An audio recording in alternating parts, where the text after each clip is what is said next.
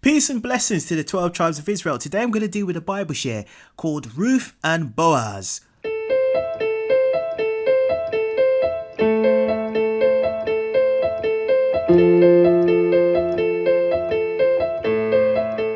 Ruth and Boaz.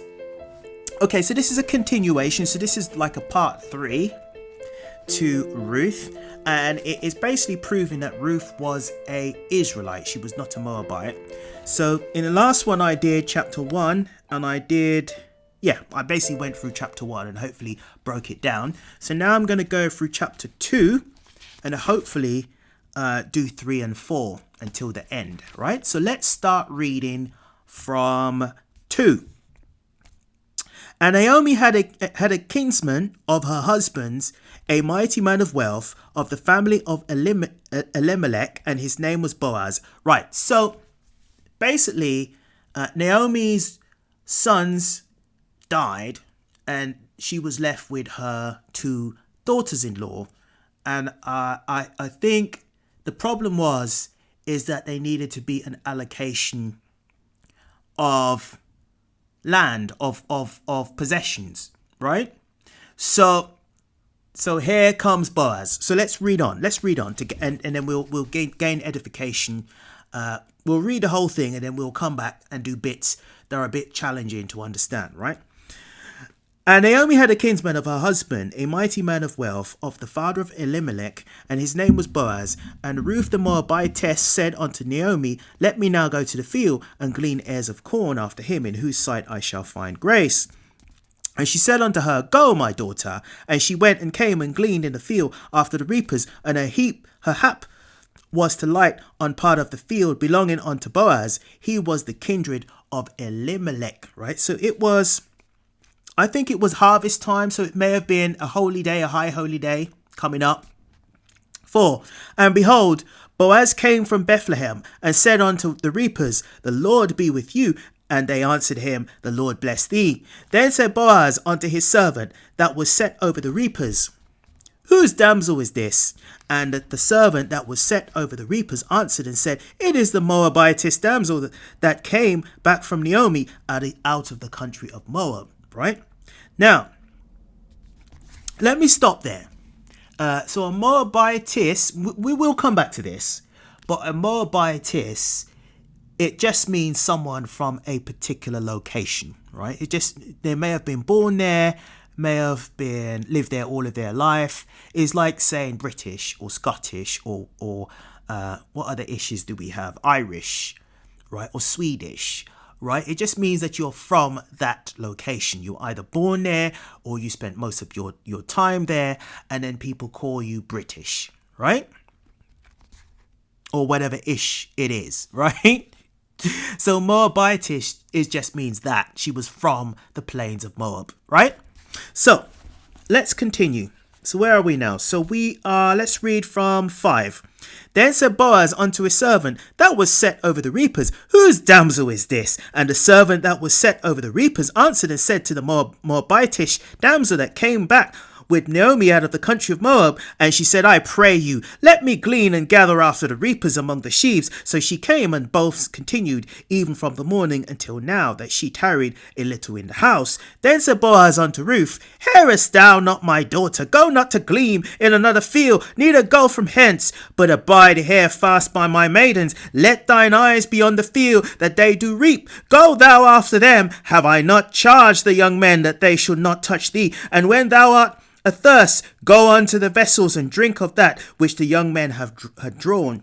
Then she fell on her face and bowed herself to the ground and said unto him, Why have I found grace in thine eyes, that thou should take knowledge of me, seeing I am a stranger? Right? Now that word stranger causes problems again, because people say she must have been a Moabite, a real Moabite, right? But she wasn't, right? She was just from a different place. It's like when you're in Britain, right? You've got Londoners, but then you've got people from Aberdeen. You've got people from Edinburgh. You've got people from Glasgow, which are Glaswegians. You've got people from, Birmingham. They call them Brummies, right? It's the same kind of thing, right? that thou shouldest take knowledge of me, seeing I am a stranger. And Boaz answered and said unto her, It hath fully been showed me all that thou hast done unto thy mother-in-law since the death of thine husband, and how thou hast let thy father and thy mother and the land of thy nativity, and art come unto a people which thou knowest not heretofore. The Lord recompense thy work, and a full reward he giveth thee of the Lord God of Israel. Under those wings thou art come to trust. Then she said, Let me find favour in thine sight, my Lord, for that thou hast comforted me, and for that thou hast spoken friendly on thine handmaid, and thou hast been not like unto thine handmaids. Right? And Boaz said unto her, At mealtime come thou hither, and eat the bread, dip thy morsel in the vinegar. And she sat beside the reapers, and he reached her parched corn, and she did eat, and was sacrificed and left. And when she was risen up to the glean, Boaz commanded his young men, saying, Let her glean even among the sheaves, and reproach her not. Don't approach her. That's mine. That's my lady. Right? And let fall also some of the handful of the purpose for her, and leave them that she may glean them, and rebuke her not. And she took it up and went into the city, and her mother-in-law saw that she had gleaned, and she brought forth and gave to her that she had reserved after she was sufficed. And her mother-in-law said unto her, Where hast thou gleaned today, and where rarest thou? Blessed be that he that did take knowledge of thee. And she showed her mother-in-law with whom she had wrath, and said, Man's name with whom I wrath today is Boaz. And Naomi said unto her daughter-in-law, Blessed be he of the Lord, who hath not left off his kindness to the living and to the dead. And Naomi said unto her, The man is near kin unto us, one of our next kinsmen. And Ruth the Moabitess said, She said unto me also, Thou shalt keep fast by my young men, until they have ended all my harvest. And Naomi said unto Ruth her daughter-in-law, It is good, my daughter, that thou go out with his maidens, that they meet thee not in any other field. So she kept fast by the maidens of Boaz to glean into the end of the barley harvest, and of the wheat harvest, and dwelt with her mother-in-law. So what we're going to do, so we got two bits in there, because we're still dealing with Ruth being a real Israelite and not a real Moabitess. So she wasn't a daughter of Moab, she was a woman of Moab. So she was a woman, a Moabitess from the plains of Moab. She was an Israelite, she was a Reubenite, right? So what we're going to deal with, we're going to backtrack now, and we're going to deal with Moabitish. So we're dealing with Leviticus 24, and we're going to deal from 10 to 16. So we're going to deal with Moabitish. And the son of an Israelitish woman, whose father was an Egyptian. Now, that Egyptian doesn't mean real Egyptian, right? I believe that the father was an Israelite, right? But the father may have been born in Africa, in Egypt, right? And the son of an Israelitish woman, whose father was an Egyptian, went out among the children of Israel, and his son of the Israelitish, right? So she was an Israelite, a woman that was based in Israel, right? And a man of Israel strove together in the camp. So let's read it again. And the son of an Israelitish woman, whose father was a Egyptian, went out among the children of Israel, and this son of the Israelitish woman and a man of Israel strove together in the camp. And the Israelitish son blasphemed the name of the Lord and cursed, and they brought him unto Moses. And his mother's name was Silamith, the daughter of Dibra of the tribe of Dan. So she was an Israelitish woman, right? So she was born around the land of Israel, right? Or she was born around that location. Her husband also was a man of Israel, right? Okay, so let's read on. And they put him in ward that the mind of the Lord might be showed them. And the Lord spake unto Moses, saying, Brought forth him that heart cursed without the camp, and let all that heard him lay their hands upon his head, and let all the congregation stone him. And thou shalt... Okay, so let's read 12 again.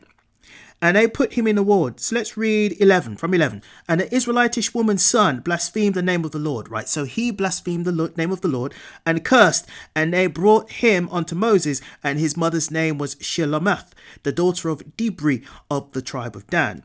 And they put him in ward, and the mind of the Lord might the mind of the Lord might be shewed them. And the Lord spoke unto Moses, saying, Bring forth him that had cursed without the camp, and let all that heard him lay their hands upon his head, and let all the congregation stone him. And thou shalt speak unto the children of Israel, saying, Whoso curseth his God shall bear his sin. And he that blaspheme the name of the Lord, he shall surely be put to death, and all the congregation shall certainly stone him, as well the stranger. And as he is born in the land, and as he that is born in the land, when he blasphemed, the name of the Lord shall be put to death, and he that killeth any man shall surely be put to death. Right, so blasphemy was a very was death. The penalty was death, right? But what we can glean from that is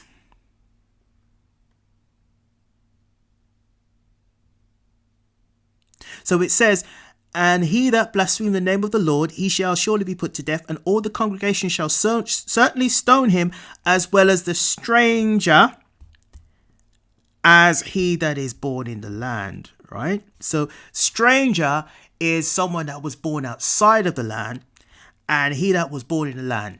Right? When he blasphemed, the name of the Lord shall be put to death. So it says, certainly stone him, as well as the stranger. Right? So the stranger indicates someone that was not born in the land, right? But it doesn't necessarily mean a stranger which is not Israel, right? Stranger doesn't necessarily mean someone that is not Israel. It can also mean a stranger which is not born in the land, right? So you got those that were Israelites that were born in the land, and Israelites that were not born in the land, right? Because when you read 10, it says, and the son of an Israelitish woman whose father was an Egyptian, right? Went out among the children of Israel, and his son of the Israelitish woman. So she was born around the land, and a man of Israel strove together in the camp. Right? So basically, he was a man of Israel. He was an Israelite man, but he was an Egyptian by way of birth. Right? So that's where it says, He shall surely be put to death. All the congregation shall surely stone him, as well as the stranger, one that is not born in this location, as he that was born in this location. Right?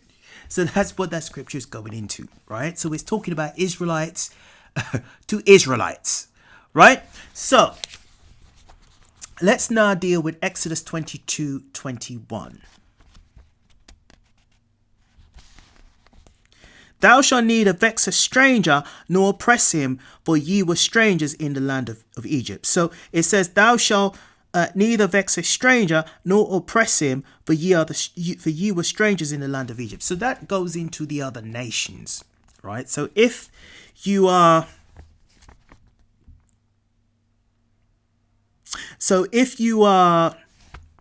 come into the vicinity of someone who was not born where you were born, or grew up where you were born, or someone of another nation, then you can't treat them differently, right? So what that's saying is that thou shalt neither vex a stranger nor oppress him. Don't oppress him because he's of another nation, but ye were strangers in the land of Egypt. Because Israelites, although a lot of Israelites ended up being born in Egypt because of slavery, Israel went to Egypt.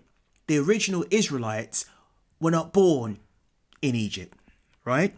But they were considered strangers to the real Egyptians, right? So it works. It's someone that was not born in the same location, whether it be of another nation or of the same nation, right? So let's go back to Ruth. So we're going to deal with stranger now. So we're going to read from 5 and we're going to read down to 10. Then said Boaz unto his servant that was set over the reapers, whose damsel is this? So he was asking about Ruth. And the servant that was set over the reapers answered and said, it is the Moabitish damsel that came back with Naomi out of the country of Moab. And she said, I pray ye let him... Okay, let's skip all the way down to 8. Then said Boaz unto Ruth, hearest thou not my daughter?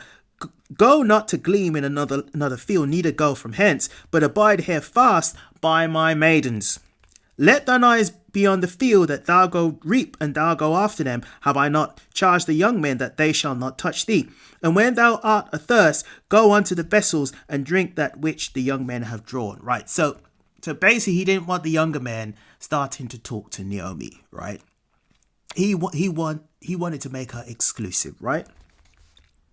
Read on to 10. And that she fell on her face and bowed herself to the ground and said unto him, Why have I found grace in thine eyes, that thou shouldest take knowledge of me, seeing I am a stranger? Right? Now, stranger doesn't necessarily mean that she was not an Israelite. It just means that she was born in a different location. Right? She was born in the plains of Moab, and he was more of a Judite, so he would have been around Bethlehem, right? Around that type of area, right? So we've cleared up stranger. So let's deal with a few more scriptures of Moab. So we're going to deal with, first we're going to deal with the daughters of Moab. So we're going to read Numbers 25 and we're going to read from 1 to 3. So we read in Numbers 25, 1 to 3. And Israel abode in Shittim, and the people began to commit whoredom with the daughters of Moab. So the daughters goes into the seed of Moab. So there's a difference between a woman of Moab and the daughter of Moab.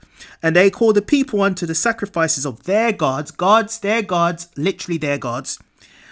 And the people did eat and bow down to their gods, right? Their gods is the gods of Moab.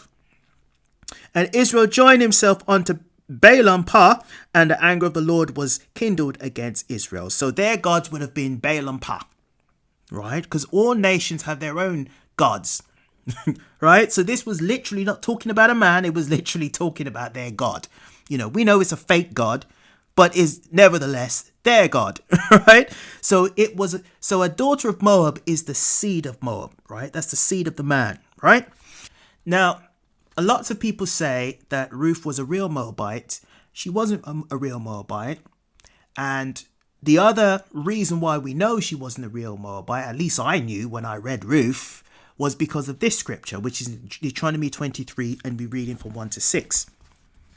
And he that is wounded in his stones or heart his privy member cut off shall not enter into the congregation of the Lord. So if you were a man and you got your penis and your scrotal sac chopped off, you will not be accepted into the congregation of the Lord. That's what it's saying, right? So because your scrotal sac, or your balls, as they say, and your penis, that makes you a man because it provides a testosterone that you need to make you masculine, right? But once you cut those things off, it takes away your testosterone. So that makes you feminine, right? So, and in the New Testament, it says, no effeminate shall enter into the congregation of the Lord. You can't enter into the congregation of the Lord with your privy members cut off and your stones, right? Because that makes you masculine, right? So it says, he that is wounded in his stones or heart his privy member cut off shall not enter into the congregation of the Lord. 2, a bastard, right? Bastard is in the Bible. It just means no father. Shall not enter into the congregation of the Lord. Even to his 10th generation shall he not enter into the congregation of the Lord. So it's very difficult for anyone of the seed of Moab to enter into the congregation of the Lord. So let's continue. An Ammonite or Moabite, those are the seeds of Lot. The Ammonite are the Japanese and the Moabites are the Chinese. Shall not enter into the congregation of the Lord even to their 10th generation. So that means they can't get in. It's very difficult for them to get in. Shall they enter not into the congregation of the Lord forever. Forever means forever. It's very difficult for them to get in. Because they met you not with the bread with water in the way when you came forth out of Egypt. So this goes into when Israel was trying to get onto the highway, and they asked Moab, and Moab was against it. The Ammonites were against it. Moabites were against it. And I think Esau was against it too, right? So it says, when you came forth out of Egypt, and because they hired against the Balaam, right? So I think it was the Moabite king that hired, I think his name was Balak, right? Against the Balaam, the son of Beor, of Ptah of Mesopotamia to curse thee. So it's Balaam. So I think the Moabite king was Balak, I think. And I think the guy that he hired was Balaam, right? To curse Israel because they heard Israel was going through to get to the land of the Canaanites. Nevertheless, the Lord thy God would not hearken unto Balaam, but the Lord thy God turned the curse into a blessing unto thee, because the Lord thy God loved thee. Thou shalt not seek their peace nor their prosperity all the days forever. Right, we're not going to go on to do any more of that, right? But the important part that I needed from that was it says, and an Ammonite, it says, let's read from Basa. A Basa shall not enter into the congregation of the Lord, even to his 10th generation shall he not enter into the congregation of the Lord. Right, so if you are a heathen, then you cannot enter. If you're heathen, just means of the other nations. You're not an Israelite. You're a Gentile.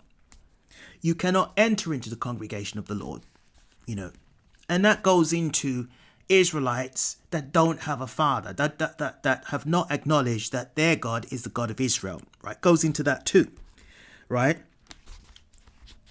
But this is it more so is talking about a nation, right? So it pinpoints, an Ammonite or Moabite shall not enter into the congregation of the Lord, even to their 10th generation shall they not enter the congregation of the Lord forever. Right, so what I'm going to do, let me continue from 7. Let me continue all the way to 8, actually. Because they met you not with bread and water in the way when you came forth out of Egypt, because they hired against you Balaam the son of Beor of Ptah of Mesopotamia to curse thee. Nevertheless, the Lord thy God will not hearken unto Balaam, but the Lord thy God turned the curse into a blessing unto thee, because the Lord thy God loved thee. 6, thou shalt not seek their peace nor their prosperity all thy days forever. Thou shalt not abhor an Edomite. Abhor means to hate. An Edomite, it means a seed of Esau. Right? For he is thy brother. Right? So Esau and Jacob were brothers. They came out the same mother and same father, but they were separate nations. Thou shalt not abhor an Egyptian. Egyptian goes into a Hamite, the real African, an Ilotic African. Because thou was a stranger in his land. Because Israel kept going into Africa or Egypt to hide. Right? 8, the children that are begotten of them shall enter into the congregation of the Lord in the 3rd generation. So there's a difference between the children of Lot, which is the Moabites and the Ammonites, pretty much can never enter in.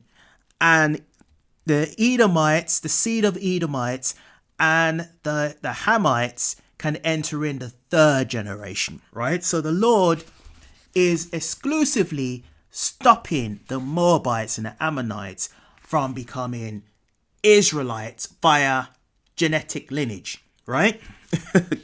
Right? So it becomes impossible now to say that Ruth was a Moabite, right? Because he's already made the judgment towards Moabites, right?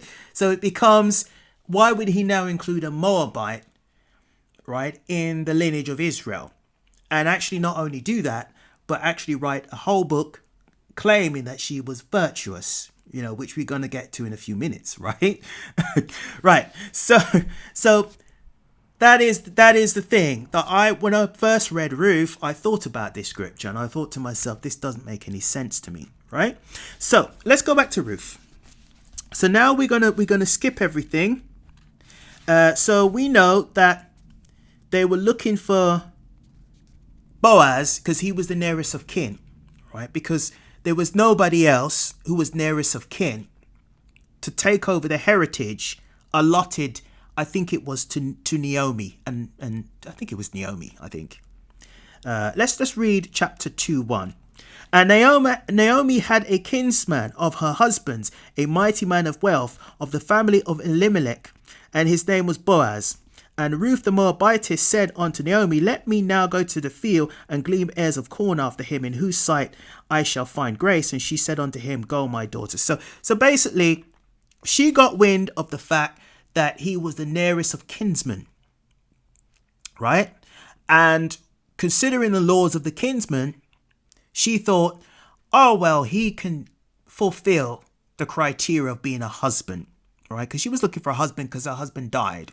So there was laws pertaining to if your husband died, then you had to marry the wife, etc., right? There was laws pertaining to all around that, right? So let's now read chapter 3 and chapter 4, and then we will close, right? Right, so let's read 3. So it's Ruth 3, and we're reading from 1, and we're going to read chapter 4. Then Naomi, her mother-in-law, said unto her, My daughter, shall I not seek rest for thee, that it may be well with thee? And now is not Boaz of our kindred, with whose maidens thou was? Behold, he winnoweth the barley tonight in a threshing floor. Wash thyself therefore, and anoint thee, and put thy raiment upon thee, and get thee down to the floor. But make not thyself known unto the man until he shall have done eating and drinking. So you make yourself look good, presentable. And it shall be when he lieth down, that thou shalt mark the place where he shall lie, and that thou shalt go in and uncover his feet, and lay thee down, and he will tell thee what thou shalt do. So make him comfortable, basically. And she said unto her, All that thou sayest unto me I will do. And she went down onto the floor, and did according to all that her mother-in-law bade her. And when Boaz had eaten and drank, and his heart was merry, he went to lie down at the end of the heap of corn. And she came softly and uncovered his feet, and laid her down. And it came to pass at midnight that the man was afraid, and turned himself, and behold, a woman lay at his feet. And he said, Who art thou? And she answered, I am Ruth, thy handmaid. Spread therefore thy skirt over thine handmaid, for thou art a near kinsman. Right. So I think what Ruth is talking about is about the law where you had to marry the nearest kinsman. Your brother-in had to marry his wife if the husband died, right? And he said, Who art thou? And she answered, I am Ruth, thine handmaid. Spread therefore thy skirt over thine handmaid, for thou art near kinsman. And he said, Blessed be thou of the Lord, my daughter, for thou hast showed more kindness in thy latter end than at the beginning, insomuch as thou follow it not young men, whether poor or rich, right? So he's saying, well, I'm an old guy, right? But you're not being, talking about these young men. You want to be with me. 11. And now, my daughter, fear not, I will go to thee all that thou requirest for all the city of my people. Do it, I know that thou art a virtuous woman. So he's making the assumption, well, probably on good grounds, that she is a virtuous woman, right? Virtuous woman is a woman of high morals, right? We'll get to that in a minute. And now it is true that I am their near kinsman.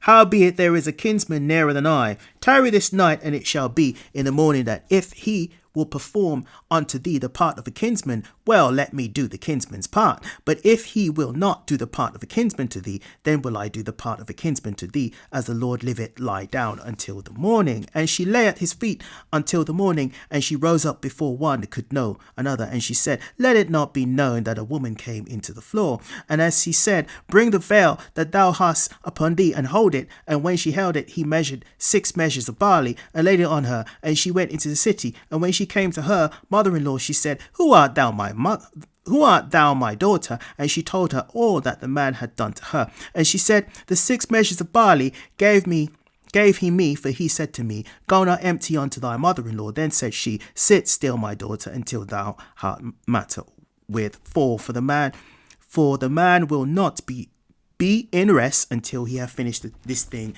this day. So he was enacting the law of the kinsman, right? So he was a high moral man, right? Who was following the laws that was given to Moses, handed down from Moses, right? So let's continue to 4, and then we'll close. So we're reading Ruth 4, and we're reading from 1. Then went Boaz up to the gate, and sat him down there, and behold, the kinsman of whom Boaz spoke came by, unto whom he said, Ho, such a one, turn aside, sit down here. And he turned aside and sat down. And he took 10 men of the elders of the city, and said, Sit ye down here. And they sat down. He said unto the kinsman, Naomi, that is come again out of the country of Moab, selleth a parcel of land, which was her brother Elimelech's. Right. So I suppose he's doing the kinsman for Naomi, and also he's doing enacting the law of the kinsman to Ruth. Right. And I thought to advertise thee, saying, Buy it before the inhabitants and before the elders of my people, that thou wouldest redeem it. Redeem it. But if thou wouldest not redeem it, then tell me, that I may know, for there is none to redeem it beside thee, and I am after thee. And he said, I will redeem it. Then said Boaz, What day thou buyest the field of the land of Naomi, thou must buy it also of Ruth. Right? So he wants the land, plus he wants Ruth. The Moabitess, the wife of the dead. Then said Boaz, What day thou buyest the field of the hand of Naomi, and thou must buy it also of Ruth and the Moabitess, the wife of the dead, to raise up the name of the dead upon his inheritance. So the nearest of kin had to marry the wife of the husband that died, right? So that seed can still be raised up in the family, right? In the family line. And the kinsman said, I cannot redeem it for it myself, lest I mere mine own inheritance. Redeem thou my right to thyself, for I cannot redeem it. Now this was the manner in former time in Israel concerning the redeeming, and concerning changing for it to come firm all things. A man plucked off his shoe and gave it to his neighbour, and this was his testimony in Israel. Therefore the kinsman said unto Boaz, Buy it for thee. So he drew off his shoe. And Boaz said unto the elders and unto all the people, Ye are witnesses this day that I have bought all this was Elimelech's, and all this was Chilion's and Mahlon's of the hand of Naomi. Right. So so just like I said, he was enacting the law of the kinsman with both the land and becoming a husband. 8. Therefore the kinsman said unto Boaz, Buy it for thee. So he drew off his shoe. And Boaz said unto the elders and unto all the people, Ye are witnesses this day that I bought all that was Elimelech's, which was Naomi's husband, and all that was Chilion's and Mahlon's of the hand of Naomi. Right? Moreover, Ruth the Moabitess, the wife of Mahlon, have I purchased to be my wife, to raise up the name of the dead upon his inheritance, that the name of the dead be not cut off from among his brethren and from the gates of his place. Ye are witnesses this day. Right? So he was a very upstanding Israelite man. So let's continue. And all the people that were in the gate and the elders said, We are witnesses. The Lord make the woman that is come unto thine house like Rachel and like Leah, which two did build the house of Israel, and thou worthily in Ephratah, and a famous in Bethlehem. And let thy house be like the house of Perez, whom Tamar bare unto Judah, of the seed which the Lord shall give thee of this young woman. 13. So Boaz took Ruth, and she was his wife, and when he went in unto her, the Lord gave her conception, and she bare a son.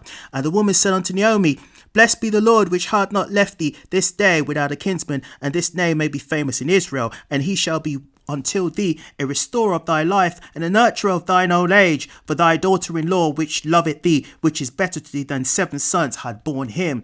And Naomi took the child, and laid it in her bosom, and it became a nurse unto it. And the woman, her neighbours, gave it a name, saying, There is a son born to Naomi, and they called his name Obed. He is the father of Jesse, the son of David.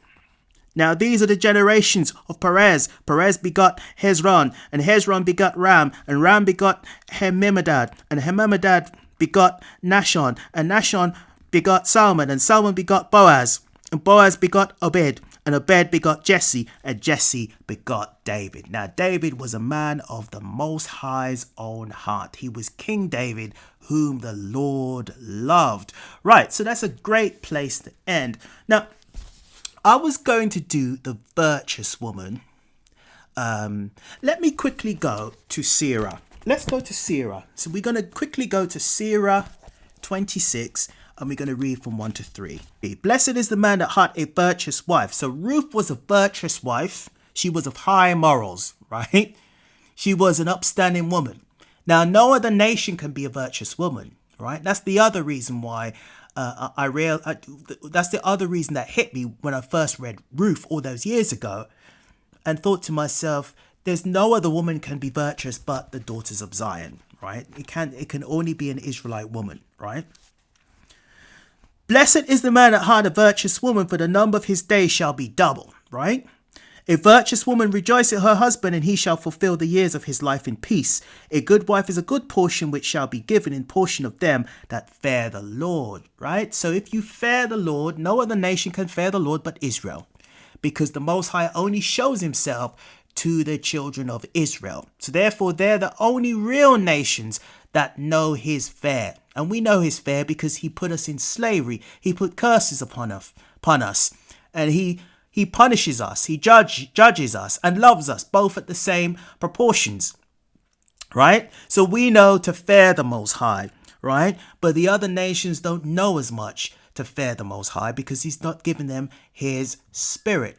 Right? His DNA, his seed. Right? So it says, a virtuous woman rejoices her husband, and he shall fulfill the years of his life in peace. And we all, as men of Israel, should be looking for a virtuous woman just like Ruth. A woman that is upstanding, a woman that is trustworthy, a woman that is loyal.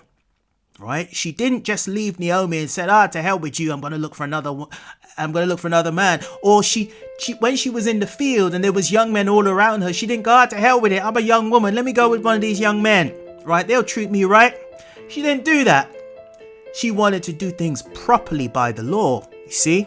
Just like Boaz wanted to do things properly by the law. So that made her a virtuous woman, which can only be a daughter of Israel. Brothers and sisters, I hope you were edified. Shalom.